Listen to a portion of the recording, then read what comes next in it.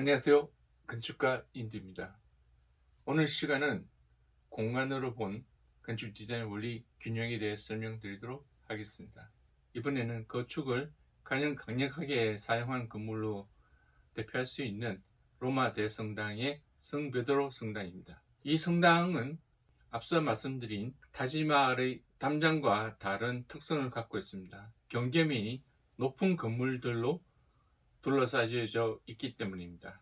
그리고 이 경계면은 이렇게 커다란 광장을 형성하면서 만들어져 가고 있는데, 이 광장도 각각의 영역마다 기능이 부여되어 있을 정도로 이 축의 중심으로 광장의 형성은 다양화되어 있습니다.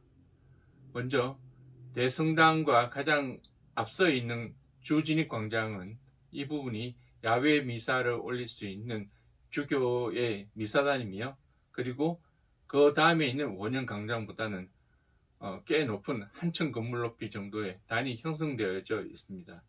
그리고 그렇게 한층 정도 낮은 위치에 원형 광장이 있는데, 이 원형 광장에서는 사람들이 미사를 지켜보기 위해서 수많은 사람들이 모여있는 집회 공간이 될 것이며, 이 원형 광장을 둘러싸고 있는 원형 형태의 건물들은 크단 또 통로입니다. 회랑 구조인데, 이 회랑 구조는 집회가 이루어질 때 이 미사에 관련된다든지, 그리고 성당에 관련된 종사자들이 미래 집회에 있는 시민들을 방해하지 않으면서 이 회랑 복도를 통해서 대성당으로 접근할 수 있는 통로뿐만 아니고, 사실은 이렇게 둘러싸여짐으로 해서 이 회랑에서 그리고 집회에 있는 사람들이 감시할 수 있는 공간도 됩니다.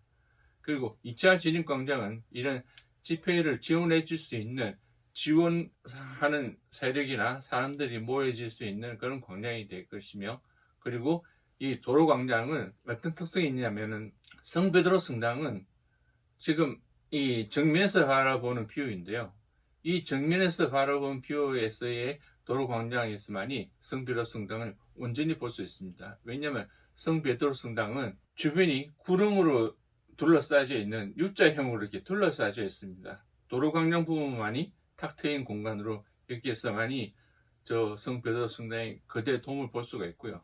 좌우 측면에서는 이 성당의 돔을 볼 수가 없습니다. 왜냐하면 높은 구름으로 둘러싸여져 있기 때문에 그것이 보이지가 않습니다. 따라서 오직 하나, 도로광장까지 펼쳐져 있는 한 지점에서 성베드로 성당까지 이어지는 저 한 정면의 축만이 성베드로 성당을 제대로 볼 수 있고요.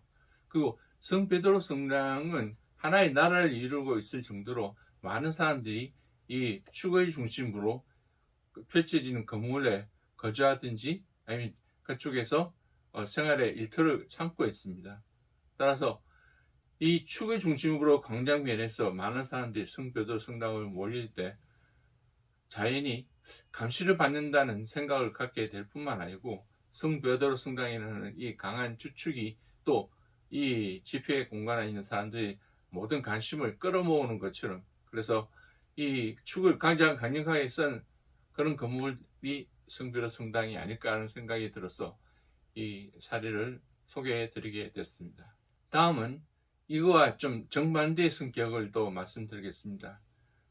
결국은 이 건물도 루이스칸이 만든 솔트 생명과학연구소인데요, 이 연구소는 성베드로 성당처럼 높은 건물로 주변을 둘러싸고 있지만, 가장 다른 특성은 성베드로 성당이라는 인위적인 건물로 사람들의 축의 중심을 맞추는 것이 아니고, 열려있는 대자연으로 이 축이 형성되어져 있다는 것입니다.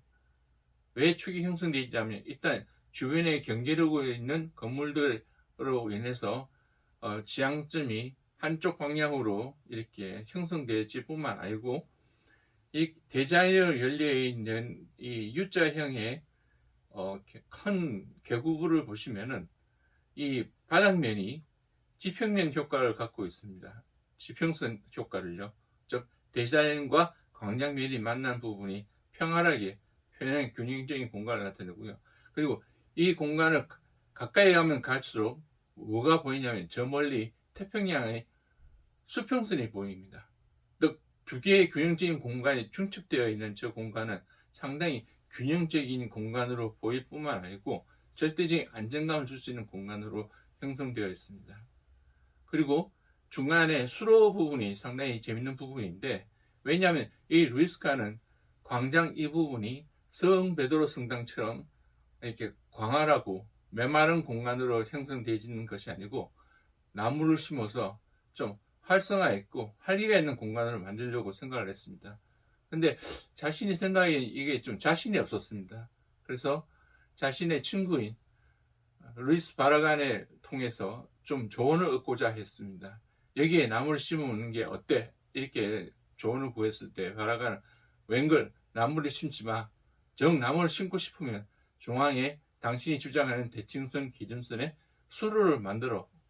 그래서 만들어진 게 이 수로입니다. 우미 건조한 광장에 나무로서의 생생함을 드러내는 것이 아니고 이렇게 항상 흐르는 물을 통해서 생생함을 줄 뿐만 아니고 그리고 마음의 평화와 안정도 줄 수 있고 아까 말씀드린 이런 U자형 공간으로 유도하는 가이드라인 선을 만들므로 인해서 이 광장의 활기와 그리고 균형 잡혀 있는 공간을 유지하는, 그리고 대칭 기준선을 그냥 가이드라인 선으로 그냥 노출시켜버리는, 강조해버리는 그런 공간으로 만들었기 때문에 이 공간은 또 다른 균형적인 공간으로 균형미가 있는 그런 공간으로 유명합니다. 다만 감시적인 측면이 좀 있습니다. 보시는 바와 같이 양쪽 건물이 거의 옹벽으로 이렇게 둘러싸여 있긴 합니다만 간간히 나와 있는 저 방들은 이 연구소의 수장인 수석연구원이나 교수들이 살고 있는 곳입니다. 그래서 이 광장이 그렇게 활성화되어 있지는 않습니다. 다음 평적인 공간이 가장 활성화되어 있는 공간의 두 가지 사례를 말씀드리겠는데요. 그 중에 하나는 워싱턴 기념탑 광장에 있는 저 광장입니다. 앞서 말씀드린 것은 성 베드로 성당 그리고 설트 생명과학연구소처럼 건물로 경계면을 이루는 것이 아니고 커다란 나무가 경계면을 이루면서 그리고 중앙에 얕은 연못, 그러니까 15cm나 20cm 정도의 얕은 연못으로 크게 이루어지는 저 거울 연못이 형성되어 있는 워싱턴 기념광장은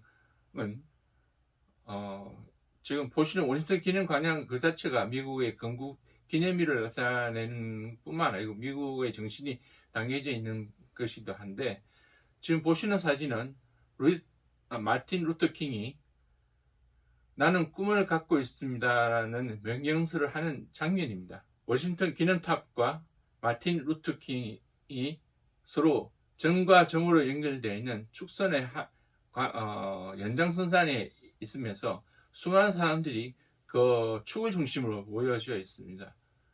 그러니까 그 유명한 연설을 듣는 그 와중에서는 미국의 건국 정신이라든지 그리고 마틴 루터 킹의 민주적인 정신이 서로 일치가 되면서 극대화되는 그런 공간이 되겠습니다.